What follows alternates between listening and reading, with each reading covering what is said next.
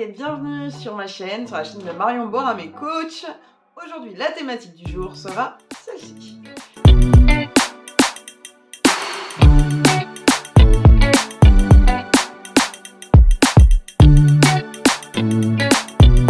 Comme je vous l'annonce dans le générique, la thématique du jour c'est célibat. Sauf que, donc on m'a demandé de parler de célibat dans ma dernière vidéo que j'ai publiée, sauf que je ne sais pas si la personne savait que je faisais des vidéos sur la parentalité. Du coup, parler célibat et parentalité, c'est un sujet qui me touche particulièrement parce que je connais de plus en plus de personnes qui sont dans ce cas, que ce n'est pas quelque chose de gravissime, bien au contraire, ça met en avant différentes choses sur la parentalité que je trouve très très intéressantes. Et le fait de l'aborder aujourd'hui va peut-être permettre aussi à des gens qui sont en couple de prendre conscience de la réalité des choses et, euh, et de voir en fait que, il y a vraiment différentes facettes parce que il est très compliqué en fait pour quelqu'un qui est marié en couple de se rendre compte de la vie en fait d'une personne célibataire et parent. Et inversement, c'est pas la même chose, c'est-à-dire que quelqu'un qui du coup est célibataire, parent célibataire, à un moment de sa vie a certainement dû être en couple, ou pas. Il existe moult, mais voilà, il y a plus de chances dans un sens que dans l'autre. Et ça relève beaucoup de questionnements dans notre vie, de jalousie, mais vraiment plutôt de questionnements. Et moi j'en suis la première, et je vous en ai parlé sur une vidéo dernièrement où je disais, c'est vrai que quand on est en clash avec son conjoint, quand on est fatigué, quand on en a marre, quand on espère avoir juste un temps pour soi de qualité, et qu'on n'a pas réussi à sacraliser son temps, son rapport au temps, qu'on n'a pas réussi à analyser un peu tout ce qui peut être mis en place pour justement trouver du temps avec soi-même et être bien avec soi-même, eh ben on regarde un peu ces mamans célibataires, et moi j'ai été la première à le faire vraiment en me disant oui, je sais que t'es en galère, il y a plein de trucs compliqués dont on parlera tout à l'heure, mais un week-end sur deux, bah t'as pas les enfants et je t'envie. Et parfois même les gens ne le disent pas, et leur comportement en fait devient néfaste parce que bien souvent quand on communique pas, on n'exprime pas bien les choses. La communication non verbale peut vous servir comme elle peut énormément vous desservir. Et du coup, ne pas hésiter à en parler, à aborder la thématique, parce que déjà d'une, il existe beaucoup de parentalité solo. Je le dis, je cesse de le répéter, je n'oublierai pas de le rementionner ici. Déjà, il y a autant de parentalité qu'il y a de parents. Et c'est pour ça que même si ça se rapproche sur certains détails, etc., il n'en reste pas moins qu'on n'a pas tous la même façon de gérer les crises de nos enfants. Et c'est pareil pour les parents solo. Et les situations également peuvent être très variées, hein. C'est-à-dire qu'on peut être parent solo par choix, mais on peut également être parent solo sans choix. On peut être veuf tout simplement, donc vivre en parent solo parce qu'on a perdu l'amour de sa vie. On peut être parent solo parce que séparation difficile, beaucoup de haine, de mépris, de jalousie. Mais on peut être parent solo suite à une séparation simple. On peut être parent solo parce qu'on l'a choisi tout simplement, parce qu'on a fait un enfant seul. Voilà, ça aussi c'est une situation. Et je sais que j'en manque en fait quelques-unes de ces situations, mais il y a plein de situations qui peuvent faire qu'à l'heure actuelle on est un parent solo et qu'on puisse le vivre soit par choix, soit pas par choix, mais qui, voilà, ça fait partie de notre vie. Qu'est-ce que j'ai beaucoup observé avec mes clients concernant les parents solos? Beaucoup, et c'est aussi quelque chose que je retrouve avec les parents qui sont en couple, hein, avec le papa ou la maman, voilà. Beaucoup de culpabilité et beaucoup de recherche de comment faire pour ne pas lui faire subir. Et ça, j'ai envie de vous dire que c'est assez rigolo parce qu'on pense que c'est vraiment plus spécifiquement ces personnes-là parce qu'ils disent qu'ils sont séparés, qu'ils ont fait subir quelque chose à leurs enfants. Alors il y a dû peut-être avoir, surtout si vous êtes en conflit, des mots, des pensées, des gestes avec votre ex-conjoint, concubine, peu importe le genre, mais qui peuvent blesser, choquer, surtout selon l'âge de l'enfant. Je vais pas vous dire que si vous vous séparez, ça va pas créer de trauma chez votre enfant. Bien évidemment que ça crée des traumas, mais après, je ne vous dirai jamais de ne pas rompre avec quelqu'un pour vos enfants. Ça, c'est une erreur qui a été beaucoup commise. Moi, je sais que la génération de mes parents, entre autres, je l'ai beaucoup vu. et c'était même des réflexions qui pouvaient sortir lors d'engueulades. Ouais, tu de la chance qu'il y ait les enfants, parce que sinon je serais partie depuis longtemps. Ça, c'est lourd de conséquences, que ça soit pour le conjoint qui entend ça, pour nous qui nous le disons, par exemple, mais pour les enfants qui l'entendent, c'est vraiment compliqué. En gros, même si c'est pas ce que vous souhaitez exprimer, ce que l'enfant va garder de cette phrase, selon son âge bien sûr, c'est: «Maman, en fait, elle est malheureuse à cause de moi parce qu'elle reste ici alors qu'elle a pas envie d'y rester». Et là, on part sur de la culpabilisation, qui est une blessure également, et qui, au fur et à mesure de la vie, peut prendre de grosses proportions, que ça soit sur votre enfant, mais même sur vous, en fait, finalement. Parce que vous allez me dire: «Oui, mais j'en veux pas à mon enfant, c'est comme ça, c'est un choix que j'ai fait».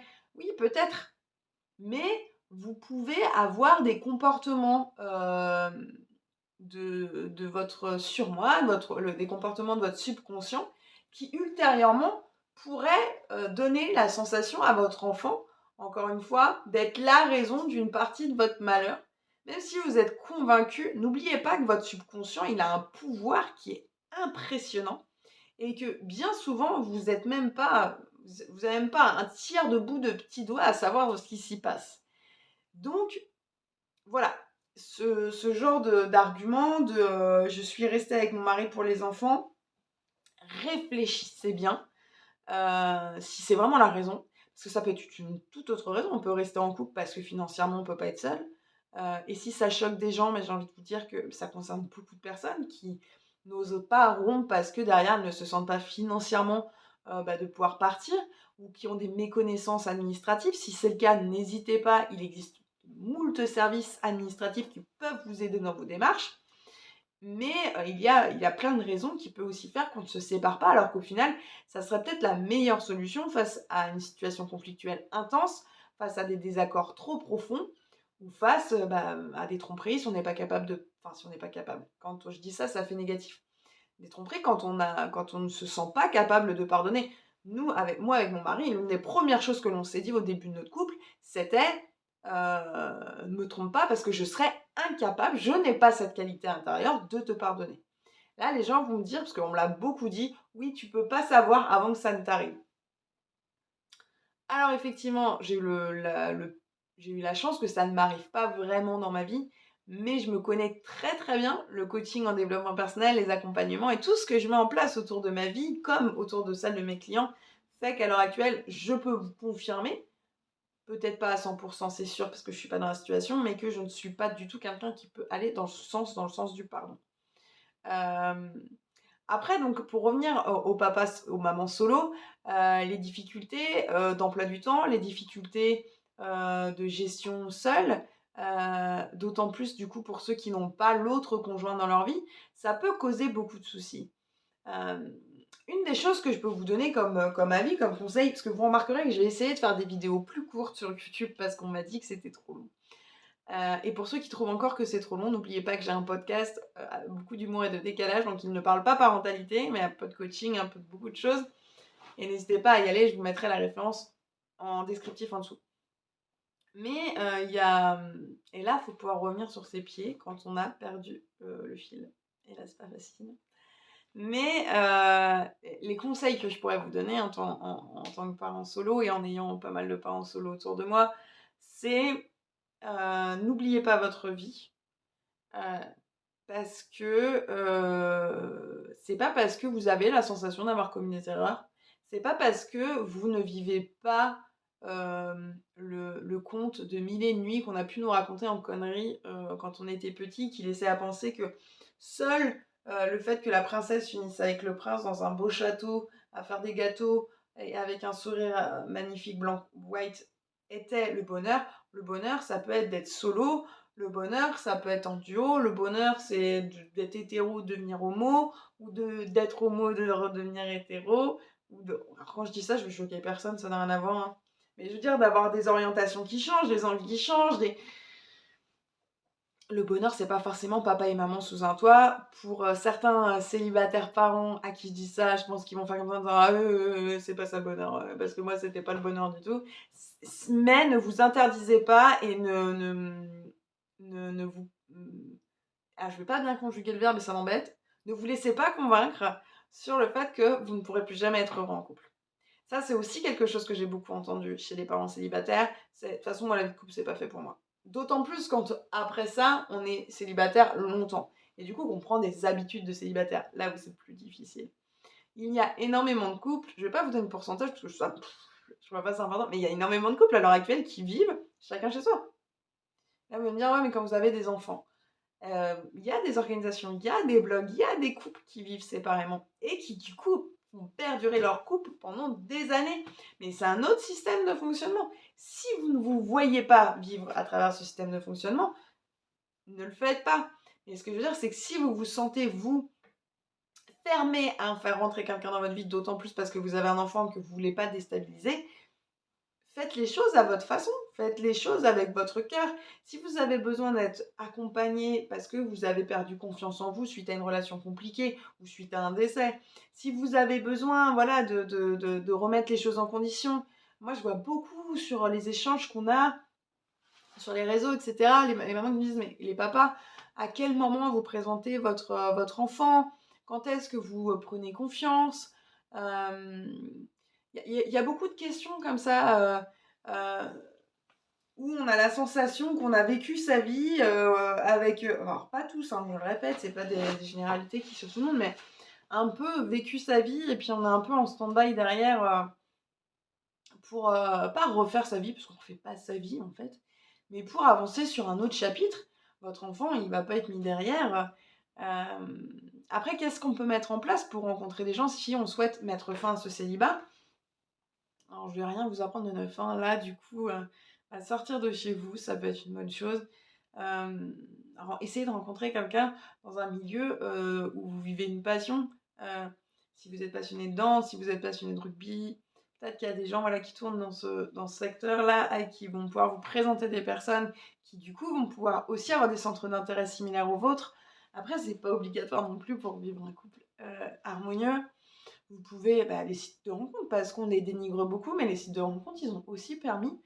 Moi, je demande beaucoup aux gens de me raconter leur rencontre avec le couple qu'ils ont actuellement. Et souvent,